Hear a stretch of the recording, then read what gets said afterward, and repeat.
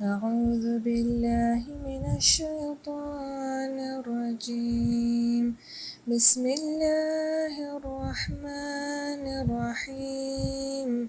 لا أقسم بهذا البلد وأنت حل بهذا البلد ووالد وما ولد. لقد خلقنا الإنسان في كبد.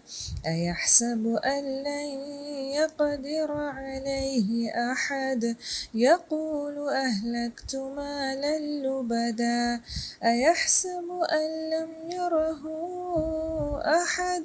ألم نجعل له عينين ولسانا وشفتين وهديناه النجدين. فلاقتحم العقبة وما أدراك ما العقبة. فك رقبة أو إطعام في يوم ذي مسغبة. يتيما ذا مقربة أو مسكينا ذا متربة. ثم كان من الذين آمنوا وتواصوا بالصبر وتواصوا بالمرحمة. أولئك أصحاب الميمنة. والذين كفروا بآياتنا هم أصحاب المشأمة. عليهم نار مؤصدة. बिस्मिल्लाहिर्रहमानिर्रहीम। ला उक़सिमु, फरमाया मैं कसम खाता हूँ, यानी मक्का की, बिहाज़ल बलदी, इस शहर, शहर मक्का मुअज़्ज़मा की, व अंता हिल्लुन, और फरमाया आपके ऊपर कोई कैद नहीं है, बिहाज़ल बलदी, इस शहर में, यानी कि आपके ऊपर नहीं, आपके लिए हलाल है थोड़ी देर के लिए कि अगर जो जुल्म और ज़्यादती आपके ऊपर करे आप उसका बदला ले लें। और वालिदिन, और कसम है वालिद की और उसकी औलाद की। क्या किया है कि लक़द ख़लक़नल इंसाना फ़ी कबद, बेशक पक्की बात है कि हमने इंसान को बहुत ही मेहनत मुशक्क़त करने वाला पैदा किया। यहसबु, क्या वो ख्याल रखता है कि अल्लन यक़दिरा, कि उस पर बस नहीं चलेगा, अलैहि अहदुन, किसी का भी। यक़ूलु, और वो कहता है, अहलक्तु मालन लुबदा, मैंने खर्च कर डाला है माल ढेरों ढेर। अल्लाह ताला फरमाते हैं, अयहसबु, क्या वो ख्याल करता था कि अल्लम यराहु अहदुन, के किसी ने कायनात में उसको देखा तक नहीं। अलम नजअल लहु आइनैन, अल्लाह ताला फरमाते हैं, क्या उसे अपनी दोनों आंखें नहीं नज़र आती। व लिसान व शफ़तैन, तेरी ज़ुबान नहीं है और दो होंठ नहीं बना दिए, यानी जिससे तू बात करता है और खाने पीने में मदद लेता है, तो क्या तुम्हारे अंदर हक़ और खैर की बात नहीं समझ में आती। व हदैनाहु नजदैन, इसी तरीके से हमने तुम्हें दो रास्ते बता दिए हैं। फलक़तहमल अक़बा, फरमाया तो सो तो ना चढ़, किसके ऊपर, चढ़ चका अल अक़बा, घाटी पर। अब ये घाटी के बारे में खुद ही पूछा है, वमा अदराका मल अक़बा, तुम्हें पता भी है, तुम्हें समझ भी आई है कि मल अक़बा, ये घाटी है क्या चीज़। और फिर खुद उसी का जवाब दिया, फ़क्कु रक़बा, गर्दन का आज़ाद करना। औ इत्आमुन, या खाना खिलाते, फ़ी यौमिन, उस दिन, ज़ी मस्ग़बतिन, भूख वाले दिन। तो फरमाया कहत के दिनों में भूखों की फिर खबर लेनी चाहिए। यतीमन ज़ा मक़रबा, यतीम को खाना खिलाते जो कराबत वाले हैं। तो फरमाया यतीमों की खिदमत करना बहुत ज़्यादा सवाब का ज़रिया है, और अगर तुम्हारे करीबी रिश्तेदारों में यतीम मस्कीन है तो उसको करने में दोहरा सवाब मिलता है। और मस्कीनन, और यह मोहताज को, ज़ा मतरबतिन, जो खाक में रुल रहा होता है। सुम्मा काना, फिर कहा, फिर हुए मिनल्लज़िना, उन लोगों से जो आमनो, ईमान लाए, वतवासौ बिस्सब्री, जो ताकीद करते रहे आपस में किस चीज़ की, सब्र की, वतवासौ बिलमरहमती, और ताकीद करते रहे आपस में एक दूसरे के ऊपर। लाइका असहाबुल मैमना, ये कौन है, बड़े नसीबों वाले लोग हैं। वल्लज़ीना, वो लोग काफ़िर जिन्होंने इनकार किया भी आयातिना, हमारी आयतों का। हम असहाबुल मशअमता, ये कौन से लोग हो गए, गुनाह के लोग हो गए, बड़े बदबख्त लोग हैं। अलैहिम, उनके ऊपर नारुन आ गया, मुँह सदा, जो अल्लाह तबारक व तआला ने मूंद दी गई है। अल्लाह अकबर कबीरा। तो अल्लाह तबारक व तआला जो है मक्का मुअज़्ज़मा की قسم کھا کر جو نبی پاک صلی اللہ علیہ وسلم کا شہر ہے، قسم کھا کر جو ہے واقعے کی طرف لے کے جا رہے ہیں کہ حرم میں ہے جو ہے قتال کرنا جو ہے بالکل بھی حلال نہیں، شروع سے لے کر یعنی کہ نبی صلی اللہ علیہ وسلم تک اور آخر تک، لیکن نبی صلی اللہ علیہ وسلم کے لیے ٹیمپریری طور پر تھوڑی دیر کے لیے حلال ہوا تھا، جو ہم نے پیچھے تفصیلات کو پڑھا تھا، اور پھر جو ہے سبحان اللہ فتح مکہ ہو گئی تھی، کیونکہ جب ایک بندہ ادھر آ کے ظلم کیا جا رہا ہے تو پھر جو ہے اس ظلم کو روکنے کے لیے اللہ تبارک و تعالیٰ نے پھر اس کو تھوڑی دیر کے لیے حلال کیا تھا۔ آپ کو پتہ ہے کہ مکہ میں ہر شخص کو جو بھی ہے اس کو لڑائی سے منع کیا گیا ہے، اور صرف نبی صلی اللہ علیہ وسلم کے لیے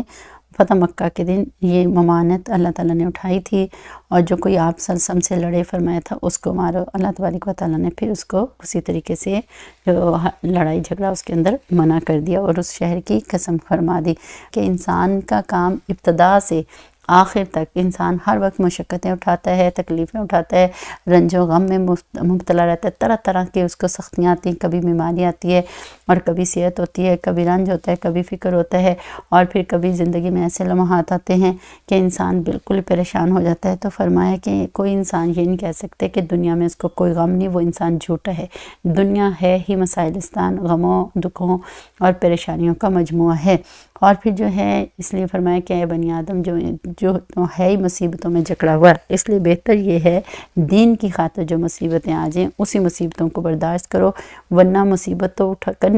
آپ دیکھیں کوئی صبح سے اٹھ کے پیسہ کمانے کے لیے نکل جاتے ہیں، اس کے ہاتھ میں کیا ہوتا ہے؟ سامنے اینٹ گارا اور پتھر ہوتا ہے، جس کو وہ کوٹنا شروع کر دیتا ہے اور مشقت اٹھانا شروع کر دیتا ہے اور تکلیف اٹھا کے پیسے کما کے لاتا ہے، اور کسی کے آگے اللہ تعالیٰ اپنی کتاب قرآن مجید کو رکھ دیتے ہیں، نبی صلی اللہ علیہ وسلم کے فرمان کو رکھ دیتے ہیں، صبح سے شام تک اس کو پر محنت کرتا ہے، پڑھاتا ہے، مشقت اٹھاتا ہے، لوگوں کے تانے سنتا ہے، اور اللہ تبارک و تعالیٰ اس کے بدلے میں سے عزت اور اپنے غائبی خزانے سے اس کی مدد اور نصرت فرماتے ہیں اور اس کو جو ہے انعام عطا کر دیتے ہیں۔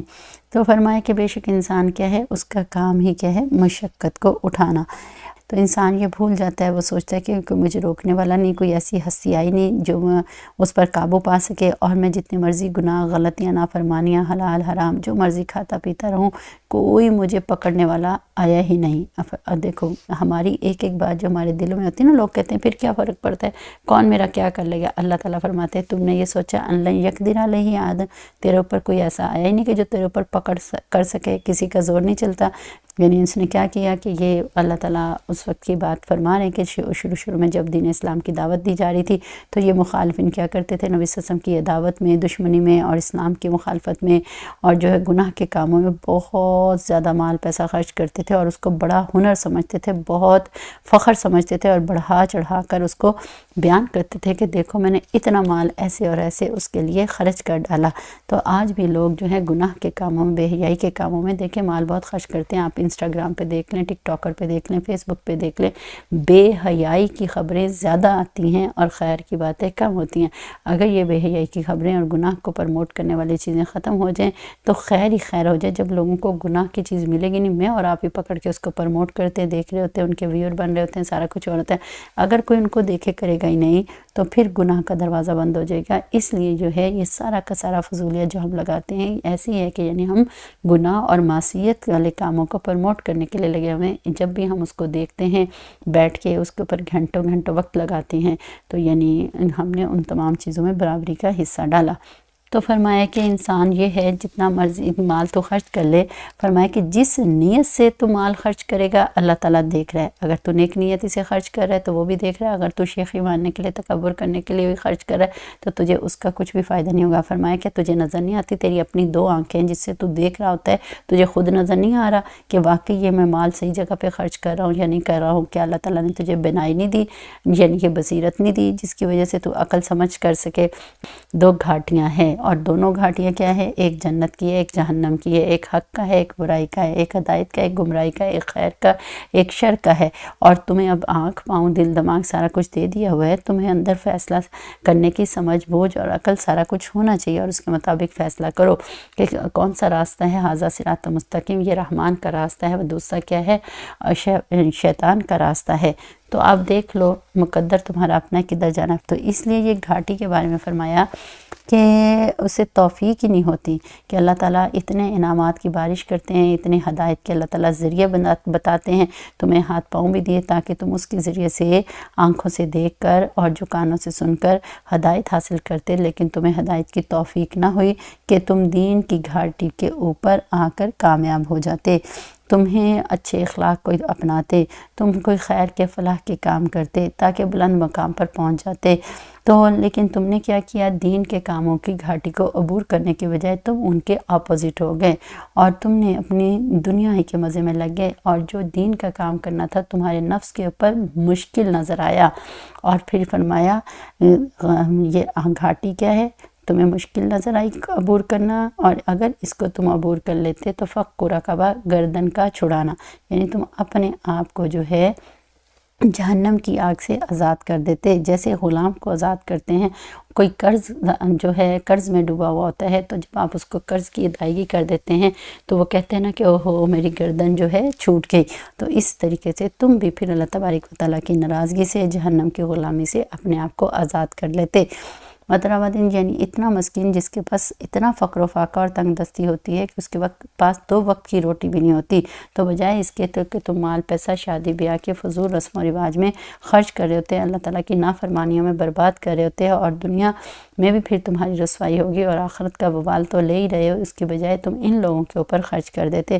تو یہ لوگ بھی تو ہیں بیچ میں جنہوں نے مقبول اعمال کیا، اللہ تعالیٰ کو راضی کر لیا، ایک دوسرے کو خود بھی نیکی کا کام کیا، حقوق و فرائض کی ادائیگی کی، اور پھر جو ہے لوگوں نے جب تکلیفیں دی تو اس کے اوپر صبر اور شکر کیا، تو فرمایا کہ تم لوگوں کو بھی چاہیے تھے کہ اس طرح سے عمل کرتے۔